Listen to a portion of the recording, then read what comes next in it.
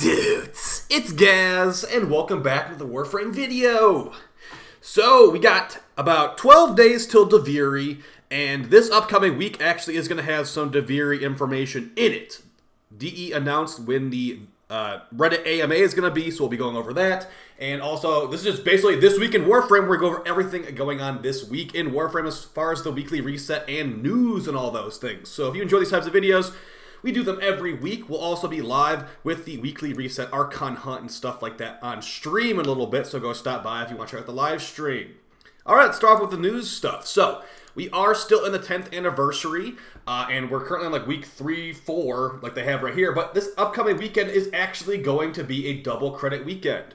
Starting on April 21st at 2 p.m. ET and ending at April 24th at 2 p.m. or 1:59 p.m. ET, we'll have a double credit weekend. So, if you are not burnt out on Profit Taker yet, or if you want to just do the index or something, go for it. But just a reminder, this Dex Furus, Dex Rakshasha armor, and the Excalibur glyph, these are not starting until April 21st. So we're going to still have these alerts throughout the week, the Dex Severus and the Lyset skins, so if you have not gotten those yet, you have until Friday to get them. But yeah, double credit weekend, no double resource weekend until sometime in late May. Also, like I said, the Reddit AMA for duviri is this week. It's going to be on the 20th, which is going to be on, I think, Wednesday? It's actually on Thursday. So Thursday on Reddit, they'll do the Reddit AMA. So, of course, expect a lot of information from me covering that Reddit AMA as, duviri is next week. All right, so starting off with our first weekly reset thing, we've got a Rifle Riven mod at Teshin, and, of course, your bottlenecked Kuva. We should be, I think it's going to be another 2 or 3 weeks until we get the Umber Forma at Teshin. So you might want to start farming Steel Essence soon to get your 150 sitting around for the Umber Forma. Yeah, so Rifle Riven at him. I don't really say I'd recommend that personally to pick it up, but hey, it's your Steel Essence, and I'm not your real dad. Okay, 12 Morphics for me. And let's take a look at the Archon Hunt. I am really hoping it's a Amber Archon Hunt. I don't think it is, though. I think it's a Crimson Archon Hunt, because it is a Crimson Archon Hunt. Okay, so we got Crimson Archon Hunt, and I got Rhino Power Strength and Tigress damage. Maybe the Tigress can one-shot the Archon. As far as mission types, we got the Mobile Defense for the first mission, Interception for the second mission, and then the Wolf Archon boss fight at the end. So yeah, get the red Archon Shard. I only got a 20% chance, but if I get this to drop, this will be my 5th Archon Crimson Tau Shard, because yours truly does way too many of these Archon Hunts. Alright, so red shard for the hunt. Good luck to you guys. And let's take a look at Chipper. I want to say it's going to be an amber shard at Chipper. And there you go, an amber shard at Chipper. I'm going to probably buy this. I don't usually buy them on Azure shard weeks anymore because this is not worth my stock. Speaking of not worth it, we got the call mission over here. And as far as the call mission challenges, if you are a call grinder and have done every call mission ever, we got Deathless, completing the mission without dying or becoming veiled. Get 10 grenade kills, blow it up good. Collect 5 gene stamps. Gene stamp collection. Call go fast. Beat the mission in under 30 minutes. Or under 15 minutes. Yikes. Shouldn't be that bad, I guess. Find extra thumper parts for Chipper. And unlock the cache with passcodes. Make sure you actually open the cache if you find these passcodes. So I'm just going to go ahead and say, the collectathon, like the pick up the gene stamps to find the passcodes, does not go very well with the 15 minutes one. But I'll try it anyway just because I do want to buy the Amber Shard. And yeah, at least the scavenge the thumper parts one is easy. So relatively not, I guess it's not that terrible of a call mission, but again, I mean, that's coming from someone that's done every call mission ever, so do you really want to take my word on that not being terrible? It looked pretty terrible. Alright, for Nightwave Challenges, we've got the first weekly is kill 30 Eximus, pretty straightforward. Feed the Helmet any resource. If you don't have the Helmet unlocked, you obviously can't do this. That's coming from the Necrolisk Sun Syndicate member, whatever he's called, the Sun NPC. Kill 100 enemies with a Necromech. Again, if you don't have a Necromech, you obviously can't do this. Actually, I think there might be some dormant Necromechs you can pilot in the Deimos open world, but I'd say just get one so you can do the new war and all that stuff. Unlock 3 relics. I'll definitely be doing that. I'm going to be farming some traces for some Rhino relics I bought. Catch 6 rare servo fish in the Orb Valis. There you go.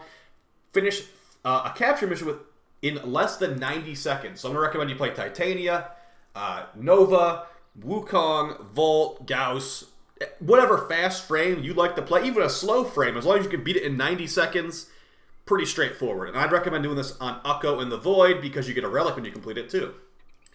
And then survival. Complete a survival mission reaching at least 30 minutes. There you go. Those are your Nightwave challenges for this week.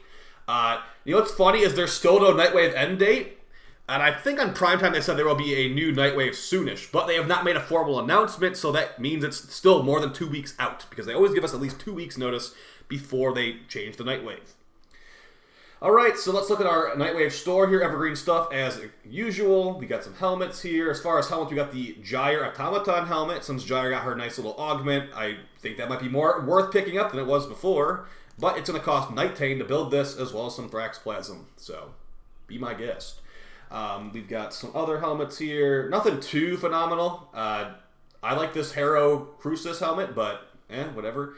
As far as Aura mods, we got Rifle Scavenger, Shotgun Scavenger, Shield Disruption, and Enemy Radar.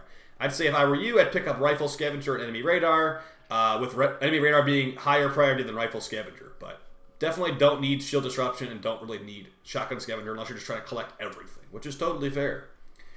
For Mastery Fodder weapons, we got the Jaw Sword Blueprint and the Dark Dagger Blueprint. The Jaw Sword's a pretty good stat stick. It's got a nice little augment mod for it with good Riven stats. And the Dark Dagger, I literally forget this thing exists most of the time. So, yeah. It's MR2, I think. Yeah. It's got good radiation damage. For PvP augment, we got Deceptive Bond for Loki, Purifying Flames for Ember, and Directed Conversion for the Supra. Nothing super important there. Okay, so let's go look at the Invigorations. This might be a pretty important Invigoration drop right here, because I have my Override almost ready for the double credit weekend. I'll probably be farming like, I don't know, like 50 million credits, 100 million credits. I want to go for 1 billion, but I've realized how boring Profit Taker was after about 50 runs. So we'll see if I can like just do that to myself mentally. Okay, so if any of these Invigorations are really good, what I'm going to do is I'm going to use 2 Invigorations, and then I'll have my Override available for the 10th, and I'll use that on Chroma or somebody else that I'm going to be doing for Profit Taker. But let's go over these. So let's start from the left. Since we already peeked at that one, we got increased ability duration and increased energy rate for Zephyr. I don't think that'll be one I'm going to be doing in Chroma, but maybe. The energy rate should work with Nourish. That'd be a lot of energy per second. And, you know, Zephyr does like ability duration, so that could be a nice one for Zephyr herself. Pretty decent one. We got 200% primary crit chance and plus 25 heal rate for Oberon. Those are pretty good stats for Oberon, even more built-in healing. But again, not a great one for Chroma. And we've got increased primary damage and increased sprint speed for Excel. Okay, so I think if I am gonna override any of these onto Chroma, I think I'm gonna do this ability duration and energy rate one, and that will just mean I don't even need to use Zenerek, I guess, and I'll have increased duration by a lot. So I could probably have my abilities last the entire Profit Taker fight, and I'll just have constant energy because I use Nourish on Chroma. So either way, you know, if you guys want to do this, go for it. I will see you later tonight on stream, like really soon on stream if you go stop by. And yeah, I appreciate all the support, guys. We'll have a lot of duviri stuff on Thursday, and then duviri will be on the 12th. See you guys then. Take it easy. Peace!